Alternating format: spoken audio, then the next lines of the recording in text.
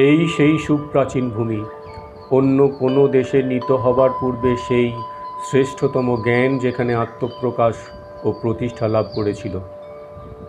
এ হচ্ছে সেই ভারতবর্ষ যেখানে আধ্যাত্মিকতার প্রবল জোয়ার মানব হৃদয়কে পরিপ্লাবিত করেই ক্ষান্ত থাকেনি, বাহ্য প্রকৃতিতেও যেন উপচে পড়েছে, যার পরিচয় আমরা দেখতে পাই সমুদ্রবৎ বিশালাকায় নদ নদীর স্রোত প্রবাহে এবং অনন্তকাল স্থায়ী হিমালয় পর্বত শ্রেণীতে। যে হিমবান স্তরে স্তরে উন্নত হয়ে তার তুষারাবৃত শৃঙ্গরাজি এমনভাবে ঊর্ধ্বাকাশে তুলে ধরেছে যে মনে হয় যেন গিরিরাজ স্বর্গরাজ্যের রহস্য উদ্ঘাটনকল্পে ত্রিদিবের দিকে চিরনিবদ্ধ দৃষ্টি।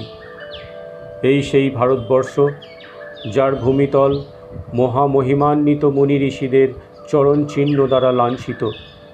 মানবের স্বরূপ কী, মানবের অন্তর্জগতে কি আছে, এ সকল প্রশ্ন এখানেই মানুষের মনে সর্বপ্রথম দেখা দিয়েছিল। আত্মার অমরতা, সর্বনিয়ন্তারূপী ঈশ্বরের অস্তিত্ব, জীব ও প্রকৃতি উভয়ের মধ্যে ওতপ্রোতভাবে পরমাত্মার বিদ্যমানতা এবং পরমাত্মার সর্বব্যাপিত্ব, এ সকল সূক্ষ্ম তত্ত্বের উদ্ভব এখানেই হয়েছিল। ধর্ম এবং দর্শনের উচ্চতম আদর্শ এ দেশেতেই উন্নতির একেবারে চরম সীমায় গিয়ে পৌঁছেছে। এখান থেকেই আধ্যাত্মিক ভাবধারা ও দার্শনিক তত্ত্ববিদ্যা সমুদ্র তরঙ্গর ন্যায় সবেগে ছুটে গিয়ে বারংবার সমগ্র পৃথিবী প্লাবিত করেছে।